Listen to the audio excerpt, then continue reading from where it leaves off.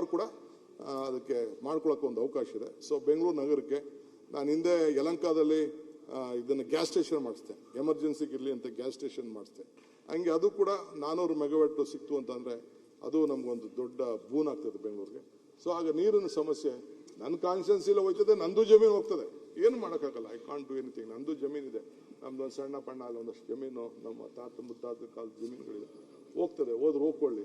But ಆ Mekedatu project ನನಗೆ ಆಗ ಬಂದಿರೋಂಥ ತೀರ್ಮಾನ ಬಹುಶಃ ನೆಕ್ಸ್ಟ್ 2 years ಒಳಗೆ ಭೂಮಿ ಪೂಜೆ ಮಾಡ್ತೀನಿ ಅನ್ನೋ ಒಂದು ಆತ್ಮವಿಶ್ವಾಸ ನನಗಿದೆ. ಬಟ್ ದೇ ಶುಡ್ ಕೋಆಪರೇಟ್ ಅಷ್ಟೇ, ಅವರು ಕೋಆಪರೇಷನ್ ಮಾಡಬೇಕು ಅಂತ ಕಾಣ್ತದೆ.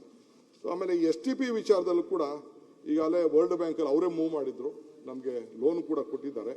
ಎಲ್ಲ ಮೋರಿಗಳ ಪಕ್ಕದಲ್ಲಿ ದೊಡ್ಡ ದೊಡ್ಡ ಇರ್ತದಲ್ಲಿ ಸುಮಾರು ವರ್ಲ್ಡ್ ಬ್ಯಾಂಕ್ ಅವರು 2,000 ಕೋಟಿ ರೂಪಾಯಿ ಕೊಟ್ಟಿದ್ದಾರೆ. ಅದನ್ನು ಸುಮಾರು ಎಲ್ಲ ಕಡೆನೂ ಕೂಡ ಈಗಾಗಲೇ ಕೆಲಸ ಎಲ್ಲ ಆಗ್ತಾ ಇದೆ.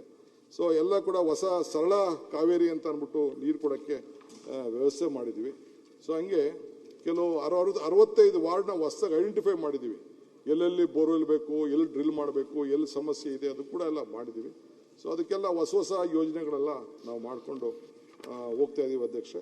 ಸೊ ಹಂಗೆ ಇವತ್ತು ನಾವು ಬೆಂಗಳೂರು ನಗರಕ್ಕೆ ತೆಗೆದುಕೊಂಡಂಥ ಅನೇಕ ತೀರ್ಮಾನಗಳಿದೆಯಲ್ಲ, ಇದು ಇವತ್ತು ನನ್ನ ಟೀಕೆ ಮಾಡ್ಬೋದಷ್ಟೇ, ಅವ್ರು ಟೀಕೆ ಮಾಡಲಿ, ಸಲಹೆ ಕೊಡಲಿ. ಬಟ್ ಮುಂದಕ್ಕೆ ನೆಕ್ಸ್ಟ್ ಇನ್ನೊಂದು 5 ವರ್ಷ ಆದಮೇಲೆ the all will tell DK Shivakumar took A good decision ಅಂತ.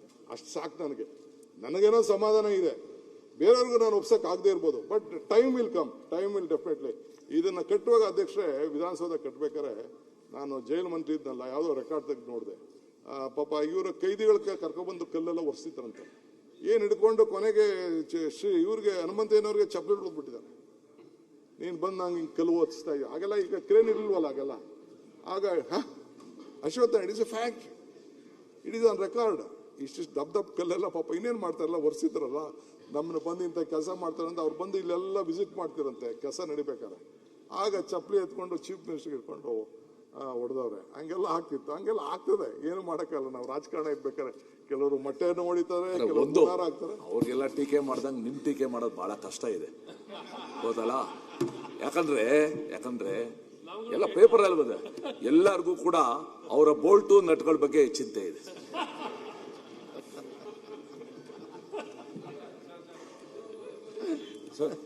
ತಾವು ನೀರಿನ ಬಗ್ಗೆ, ಬೆಂಗಳೂರು ಬಗ್ಗೆ ತಾವು ಆಮೇಲೆ ಮಾತಾಡೋಕೆ ಅವಕಾಶ ಕೊಡಿ. ಇರಲಿ, ನನ್ನ friend mister Suresh Kumar is my friend. Lighter ಮಾತಾಡ್ತಾ ಇದ್ದಾರೆ, ಪರವಾಗಿಲ್ಲ, ನೋ ಪ್ರಾಬ್ಲಮ್. ಸೊ ಹಂಗೆ ಅಧ್ಯಕ್ಷೆ, ಆಮೇಲೆ ಕಾವೇರಿ ವಿಚಾರ ಹೇಳಿದೆ, BMRC ಅಲ್ದು ಈಗಾಗಲೇ line central government. I think whatever my chief minister has said budget ವಿಚಾರದಲ್ಲಿ ಅವರು ಹೇಳಿದ್ರಲ್ಲ, ಐ ಥಿಂಕ್ ಪಾಪ ಅವ್ರಿಗೆ ಅರ್ಥ ಆಗಿಲ್ಲ. ಏನು ಚೀಫ್ ಮಿನಿಸ್ಟರ್ ಅವರ ಹೇಳಿಕೆಯಲ್ಲಿ ಹೇಳಿದ್ದಾರೆ, ನಾನೇನು ಹೇಳಿದರೆ ಅದು ಕರೆಕ್ಟಾಗಿದೆ, ಲೈನಲ್ಲೇ ಕರೆಕ್ಟಾಗಿದೆ, ಅದರಲ್ಲೇನು ಹೊಸದಾಗಿ ಏನಿಲ್ಲ. ಸೊ ಅದರಿಂದ ಗೌರ್ಮೆಂಟು ಏನು ಸೆಂಟ್ರಲ್ ಗೌರ್ಮೆಂಟ್ ಎಷ್ಟು ಕೊಡಬೇಕೋ ಅಷ್ಟು ಕೊಡ್ತಾ ಇದ್ದಾರೆ. ಬಟ್ ನಾವು land acquisition cost, Ashok land acquisition cost, ಈ ಸಾಲ, ಇವೆಲ್ಲ ಕೂಡ ಕರ್ನಾಟಕ ರಾಜ್ಯದ್ದು BMRC ಅಲ್ದು. Am I right?